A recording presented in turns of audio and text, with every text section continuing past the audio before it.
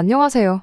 5년이란 세월 참아오다 결국 시어머니하고 대판 싸우고 연 끊고 지내기로 한 30대 중반의 여자입니다. 이게 어디 가서 자랑할 만한 이야기는 아닌 걸 알지만 이렇게 사연을 보내게 된 데에는 이유가 다 있어요. 일단 연 끊고 살겠다는 말은 제가 아니라 시어머니가 먼저 꺼낸 말입니다.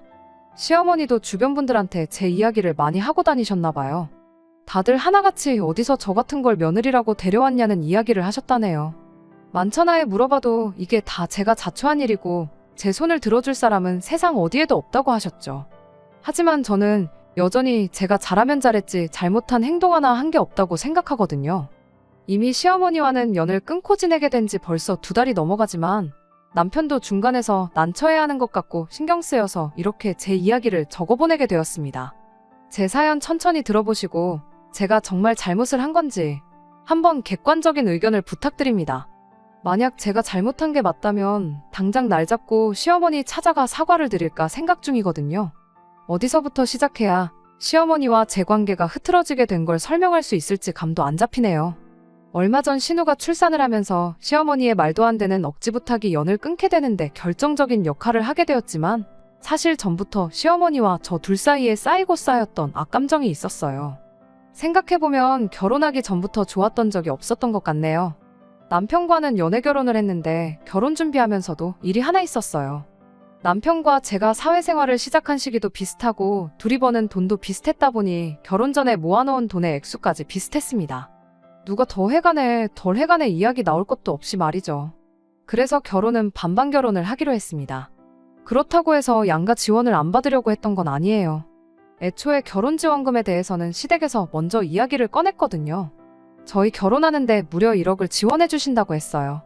저희 부모님께서 노후 준비 끝나고부터 저 시집갈 때 준다고 들어놓은 적금이 있기는 했는데 1억에서는 한참 모자라는 금액이었습니다. 시어머니는 저희 집에서 똑같이 돈을 맞춰오지 않아도 괜찮다고 했는데 저희 친정어머니께서 그럴 수는 없다고 여기저기서 돈을 빌려다가 해주셨어요. 친정어머니가 돈 빌리러 다닌다고 친척들한테 아쉬운 소리를 해야 한다는 사실이 마음이 아팠기에 친정어머니한테 그냥 있는 돈만 가지고 결혼해도 된다고 했는데 괜히 돈 덜 해갔다가 이야기 나오면 골치 아프다며 어떻게 그 돈을 마련해 주셔서 저희 집도 똑같이 1억 보태서 정확하게 반반 결혼할 수 있었습니다. 돈은 다행히 저희 이모가 이자 거의 없는 조건으로 빌려주셨어요. 과거에 이모가 저희 부모님께 신세를 졌던 게 많아서 그때 은혜를 갚는 거니 부담 갖지 말라면서 흔쾌히 빌려주셨죠. 저희 친정집이 서울 외곽 쪽에 있는데 의도한 건 아니지만 신혼집을 구하다 보니 친정에서 차로 15분 거리로 비교적 가까운 곳에 아파트를 구하게 되었습니다. 저희들 돈에 양가에서 지원받은 돈 합치면 대출 하나 없이 자가로 들어갈 수 있는 거의 유일한 서울권 아파트였거든요. 물론 찾아보면 더 있기야 하겠지만 동네가 저한테 익숙하다는 것도 장점이면 장점이었고 남편과 제가 출퇴근하기 편한 지하철 노선이 집에서 가까웠다는 것도 마음에 들었어요. 무엇보다 금매로 나온 매물이었는데 집주인분이 빨리 처분하고 싶다고 안에 고쳐놓을 것들도 싹 다 고쳐놓고 리모델링도 새로 싹 해놓았던 집이라 따지고 보면 시세보다 몇천 아끼는 느낌으로 들어갈 수 있는 집이라는 게 마음에 들었습니다. 그렇게 그 집을 신혼집으로 정하고 계약금까지 걸어놨는데 갑자기 시어머니가 말을 바꿔버렸어요. 이유는 신혼집이 처가에서 너무 가까운 거 아니냐는 이유였습니다. 집이 가까울지언정 저희 어머니는 저희 집에 자주 오며 가며 하실 생각도 없는데 그런 건 생각 안 하고 내 돈 1억을 내고 우리 아들 처가살이 시킬 생각 있냐고 신혼집을 친정 근처에다 구한다면 해주기로 한 돈은 안 해주겠다고 나온 거예요. 이미 계약금까지 걸어놨는데 저렇게 나오니 아주 미치고 환장할 노릇이었죠. 시어머니는 지원해주기로 했던 돈을 안 주게 되면 계약금 조금 손해보더라도 저희가 시댁 근처로 신혼집을 구할 거라고 생각했나 봅니다. 애초에 저희가 신혼집 구할 때 시댁 근처 동네도 안 알아봤던 게 아니거든요. 그쪽 동네에서 저희 예산으로 집을 구하려면 꼬마 아파트나 빌라 정도밖에 없었는데 돈 때문에 그 집 들어가 살자니 나중에 처분할 거 생각하면 머리가 아프고 그렇다고 단지형 아파트를 구하자니 돈이 너무나도 모자라서 대출을 크게 받아야 하는 상황이었습니다. 그런데 이게 웬걸, 이 상황을 들은 저희 이모가 또 조건 없이 1억을 저희한테 빌려주시겠다고 나온 겁니다. 상황이 이렇게 되니 시어머니 입장에서도 이야기가 달라졌죠.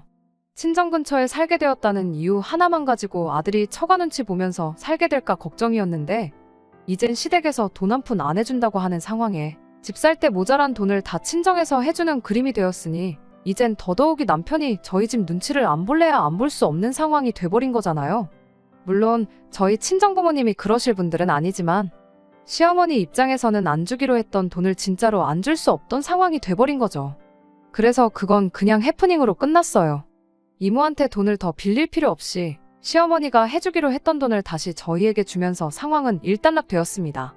시어머니가 저한테 출가 외인이니 어쩌니 하면서 결혼했으면 친정에 너무 자주 들락거리는 거 안 좋다는 식으로 몇 번이고 경고하듯 이야기를 했었죠. 솔직히 그 말들이 기분이 나쁘긴 했지만 그렇다고 일부러 친정에 더 자주 찾아가고 그럴 생각은 추호도 없었습니다. 남편이 장인 장모님에게 어려움을 느끼는 것처럼 솔직히 저희 친정부모님도 사위가 오면 불편한 건 매한가지였거든요. 괜히 너네 오면 밥도 해야 되고 집도 치워야 되고 이것저것 신경 쓸 게 많으니 가깝다고 찾아오지 말라고 당부를 하셨거든요. 시어머니가 출가 외인이란 말 같은 거 굳이 꺼내지 않아도 친정에는 자주 들락날락 할 생각이 추호도 없었는데 아무래도 결혼 전에 시어머니가 했던 말이 있다 보니 저는 하기 싫어도 좀 더 시댁에 신경을 쓸 수밖에 없었습니다.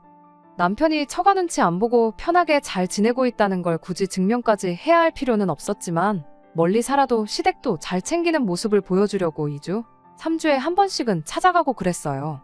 결혼하고 처음 2년 동안은 시어머니가 저한테 특별하게 잘해주지는 않았지만 그렇다고 해서 또 저를 특별하게 힘들게 하고 못살게 굴고 그러지는 않았습니다. 기껏해야 아들이 밥은 잘 먹고 다니냐며 왜 이렇게 살이 빠진 것 같냐 하고 제 앞에서 아들 걱정 몇 번 하면서 눈치 주는 게 전부였었죠. 그런 시어머니가 본격적으로 저에게 무언가 요구를 하기 시작한 건 결혼하고 2년이 지나 남편의 동생인 신우가 결혼할 때가 되어서부터였어요. 1억 그거 괜히 지원받았나 싶을 정도로 돈 앞에서 엄청 치사해지는 시어머니였습니다. 시어머니는 저희한테 더도 말고 덜도 말고 추기로 2천만 원만 하라는 말을 꺼내셨죠. 제안이라기보단 통보에 가까웠습니다. 심지어 그 돈을 남편과 제가 공동으로 관리하는 돈에서 내라는 게 아니라 제 돈으로 모자라면 친정돈까지 끌어와서 해야 한다는 식으로 말을 하셨죠. 저랑 남편이 결혼할 때 결혼자금 대부분을 저희 집 사는데 지출을 했다 보니 예단이랑 이런 건 전부 생략을 해버렸었거든요. 그때 당연히 받아야 할 걸 안 받았으니 신우 결혼식에 2천만 원을 요구하는 건 당연한 처사라는 식으로 이야기를 하더군요.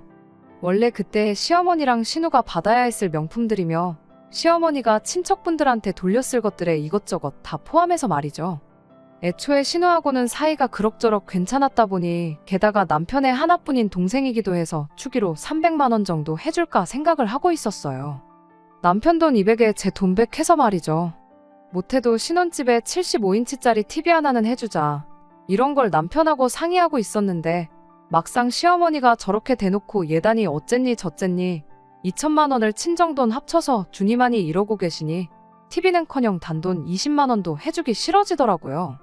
그래서 시어머니한테 예단 안 해온 거 해드리는 셈치고 제 돈으로 2천만 원 흔쾌히 해주겠다고 했어요. 대신 저도 못 받은 예물 받아야겠다고 말했어요. 예단 예물 원래도 주거니 받거니 하는 거 아니냐고. 그러니 저도 이참에 어머님 돈으로 머리부터 발끝까지 다 금으로 도배를 해봐야겠다고 했죠. 금이면 나중에 값도 오를 수 있으니 투자한다는 개념으로 생각해보니 결코 손해보는 장사는 아니라고 생각했죠. 그런데 시어머니는 막상 예물에 대해서는 아무런 생각도 안 해보셨나 봐요. 예물 이야기가 나오니 그 뒤로 신우 축의금에 대해서는 입도 뻥끗 안 하시더라고요. 시어머니만 가만히 계셨다면 저도 손이 작은 사람은 아니니 신우가 못해도 저희한테 TV 하나는 받았었을 거예요. 그런데 뭐 좋은 걸 해주자니 괜히 시어머니 때문에 해주는 것 같아서 더 해주기 싫더라고요. 그래도 신우는 거기서 잘못한 건 없었으니 그냥 절충해서 100만 원 추기해주고 끝냈습니다. 신우가 저희 결혼할 때 10만 원 해줬던 걸 10배로 돌려받았으니 신우도 불만 하나 없어 보였어요. 오히려 신우한테 뭘 그렇게 많이 주셨냐고 고맙다는 연락까지 왔으니까요. 시어머니 때문에 많이 줄은 거라고 말해줄까 말까 하다가 이간질까지 하고 싶지는 않아서 말았습니다. 아마 이때부터였을 거예요. 시어머니가 본격적으로 저를 못살게 굴겠다 작정했구나 느낀 게 말이죠. 없던 집안 제사까지 만들고 평생을 사드시던 김치도 직접 담궈 드시기 시작했죠. 왜 며느리들이 다들 스트레스 받아 한다는 것들이잖아요. 하지만 김장이나 제사가 앞으로 평생 하라면 정말 스트레스 받는 일일지는 몰라도 사실 저한테는 당장 그렇다 할 큰 타격이 없었어요. 1년에 그런 큰 행사가 몇 번이나 된다고 그때 잠깐 고생하는 게 힘들 게 뭐가 있겠어요. 오히려 괜히 김장한다고 미리미리 배추도 절여 놓으시고 제사 때문에 미리미리 재료도 준비하고 해야 하는 시어머니가 힘들면 더 힘들었지. 하루 잠깐 가서 고생하고 오는 건 저한테는 그 어떤 문제도 되지 않았습니다. 오히려 제사 끝나면 끝나는 대로 며칠치 반찬거리 챙겨오고 김치도 김치냉장고 가득 채워 1년치 먹을 만큼 가져왔었으니 1년에 몇 번 안 되는 그런 시댁 행사 참여하는 게 힘들고 짜증난다기보단 즐겁기까지 했어요. 막상 제가 너무 재밌어하는 반응을 보이니 제사랑 김장도 얼마 안 가서 그만두시더라고요. 제사야 뭐 남의 집 후손인 제가 나서긴 그런데 김치는 또 담궈 먹다가 다시 사 먹자니 아쉬워서 김장철만 되면 제가 일부러 시댁에 절인 배추 주말에 배달 주문해놓고 도착하는 날에 시댁 찾아가 김장하자고 일부러 하고 그랬어요. 언젠가부터는 시어머니가 김치 담가 먹을 거면 혼자 해 먹으라고 여기로 배추 좀 보내지 말라고 아주 학을 떼더라고요. 하지만 저는 아랑곳하지 않고 계속 그렇게 했어요. 남편도 보면 저랑 시어머니랑 참 안 맞는 것 같은데 어떻게 보면 둘이 엄청 친해 보인다고까지 할 정도였죠. 저는 사이가 좋다기보단 꿍짝이 잘 맞는 거라고 대답하긴 했는데 일이 이렇게 되고 난 지금 생각해보면 그렇게 생각했던 건 저 혼자뿐이었고 시어머니는 어떻게든 며느리 한번 잡들이 제대로 해줄 날만 손꼽아 기다리고 계셨던 것 같네요. 아무튼 이런 식으로 제 스스로 평가하는 거긴 하지만 나름 결혼생활 현명하게 잘하고 있었어요. 저랑 남편 관계도 더할 나위 없이 좋았죠. 하지만 고민거리가 하나 있었는데 도무지 아이가 생기지 않는다는 사실이었습니다.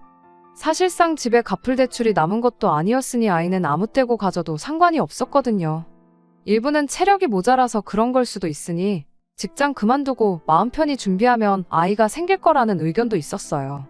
경제적으로 모자랄 것 없던 상황이긴 했지만 막상 또 돈 생각하니까 외벌이는 하기 싫었고요. 그러다 생각한 게 아예 제가 재택근무가 가능한 직종으로 일을 배워보면 어떨까 싶더라고요. 재택근무를 한다고 일이 절대 편한 건 아니지만 그래도 육아와 일을 동시에 병행할 수 있으니 맞벌이 유지하면서 아이 갖기엔 정말 최적의 조건이라고 생각했습니다. 그 결심이 들자마자 직장을 그만두고 나오게 되었고 아무튼 그렇게 저는 코딩 쪽 관련해서 공부를 시작했어요. 듣자 하니 이쪽 분야가 그나마 프리랜서로 하는 사람도 많다고 하고 취직률도 좋으니 여차하면 다시 취직도 할 수 있겠다는 생각이었거든요. 그러던 중에 저희 결혼할 때 돈을 빌려주신 저희 이모의 개인적인 사정으로 인해 돈을 조금 급하게 갚아줘야 하는 상황이 생기게 되었습니다. 이모가 장사를 하고 계셨는데 코로나 겪으면서 가게 2개가 동시에 문을 닫아버리는 바람에 상황이 많이 어려웠었거든요. 아무튼 그때는 정말이지 회사 그만두고 공부를 시작한 게 참으로 후회가 되더군요. 돈을 저희가 갚는 게 아니고 저희 친정부모님이 이모한테 갚아야 하긴 했지만 순식간에 목돈이 나가게 생겼으니 제가 조금이나마 보태드리고 차라리 친정부모님이 저한테 돈을 돌려주는 식으로 하면 참 좋겠다 싶었어요. 그런데 제가 코딩 부트캠프 수료를 위해 직장을 그만두어 있던 상태다 보니 섣불리 친정에 목돈을 내어주자는 말을 남편에게 꺼내기는 어려운 상황이었어요. 제가 따로 모아놓은 돈을 가지고 조금씩 친정 도와주는 거 말고는 할 수 있는 게 없었죠. 그러던 중에 하루는 시어머니한테서 연락이 왔습니다. 아직도 내 아들이 벌어다주는 돈으로 집에서 편하게 놀고 먹고 있냐는 말로 전화를 시작하셨는데 저는 시어머니가 빈정거리는 게 오랜만에 제 속이나 한번 긁어놓으려고 전화를 한 줄로만 알았죠. 그런데 정말 뜻밖의 소식을 전해왔어요. 왜 전화했는가 했더니 그건 바로 신우의 출산일이 임박해왔다는 소식이었어요. 정말 깜짝 놀랐죠. 알고 보니 저희가 아이가 안 생기는 것 때문에 많은 스트레스를 받고 있던 것 때문에 신우가 임신 후에도 저희한테는 비밀로 했던 거예요. 신우가 시어머니 입단속도 제대로 시켰던 건지 시어머니도 신우 임신 사실에 대해 저희에게 언급 한번 했던 적이 없었습니다. 그런데 이제 아이가 태어날 때가 되니 더 이상 숨길 수가 없었던 거죠. 신우와 교류는 많지 않았지만 그래도 축하에 마땅한 일이었으니 참 잘된 일이라고 축하해줬어요. 하지만 속이 쓰린 건 어쩔 수 없더군요. 아무튼 시어머니는 전화를 끊으면서 신우가 요즘 고민이 많아 보이는데 저랑 이야기해보고 싶어 하는 것 같다고. 전화 끊으면 신우한테 전화나 꼭 한 통 해달라는 부탁을 해오더군요. 말씀드렸다시피 신우하고는 사이가 나쁜 건 아니었지만 그닥 가깝게 지내던 사이도 아니었는데 난데없이 저랑 이야기를 해보고 싶다니 무슨 일인가 제가 다 의아했죠. 그래서 곧바로 신우한테 직접 축하한다고 인사도 건네줄 겸 해서 전화를 걸었어요. 미안해할 게 하나도 없는데 신우는 미안해서 어쩌냐며 저한테 사과를 하더군요.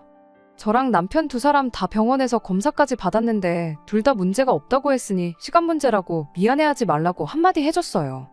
이런저런 안부 인사를 주거니 받거니 하면서 한참 수다를 떨었는데 시어머니가 말한 것과는 다르게 신우가 딱히 고민이 있어서 저랑 이야기를 하고 싶어하는 사람처럼 보이진 않더라고요. 설마 또 저한테 말을 시작하기가 어려워서 일부러 저러는 건가 싶어서 그냥 단도직입적으로 신우한테 물어봤어요. 시어머니가 말해줬다고 저한테 고민 상담하고 싶어 한다고 그랬다지 않았느냐고 물었죠.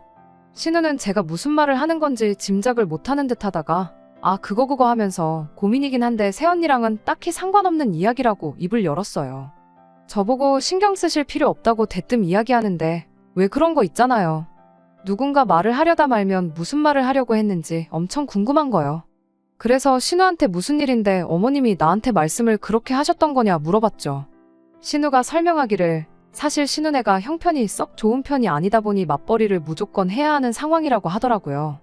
신우네 시댁에서 아이를 봐주기로 하기는 했는데 그쪽 사정상 아이 태어나자마자 1년 정도는 불가능한 상황이라고 하더라고요.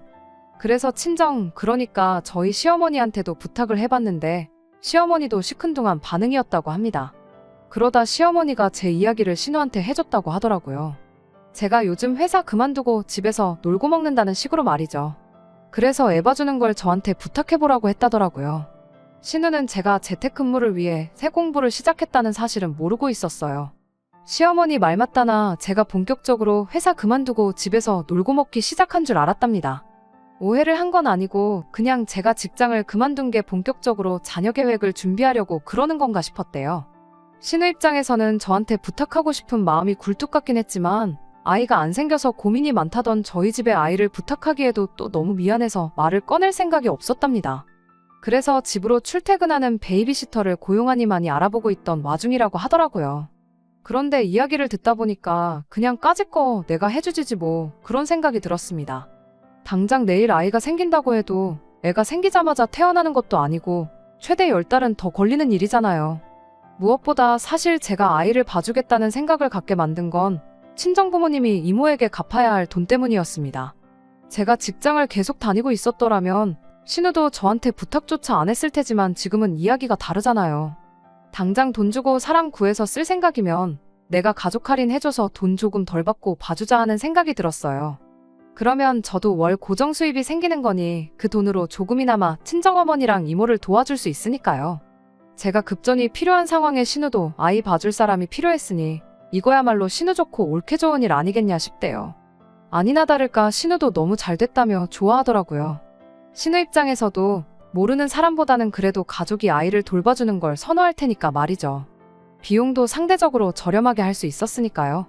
신우 월급이 300 정도로 알고 있었는데 평일 동안 제가 신우네 집으로 출퇴근해서 상주하면서 아이를 돌봐주고 심해부나 신우 두 사람 중에 한 명 퇴근할 때까지 봐주는 조건으로 아이를 돌봐주기로 했습니다. 돈은 한 달에 딱 100만 원씩만 받기로 했어요. 점심 식사 비용이랑 교통비는 신우가 달마다 따로 정산해주기로 했고요.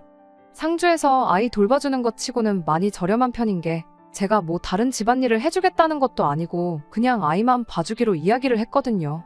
그 외의 시간에는 집에서 컴퓨터 켜놓고 제 공부를 하기로 했으니 신우는 사람 싸게 구해서 또 좋고 저는 제 공부하면서 용돈이나마 조금 벌어서 좋았죠. 시어머니 때문에 시댁과 거리를 조금 두기는 했지만 신우가 이 정도로 말이 통하는 사람일 거라곤 정말 생각도 못했어요. 이러면서 앞으로 신우랑도 가깝게 지낼 수 있겠구나 싶었는데 며칠 지나지 않아서 시어머니가 그 산통을 다 깨부숴버리고 말았네요. 아무튼 신우랑 그렇게 하기로 정하고 며칠 지나서였는데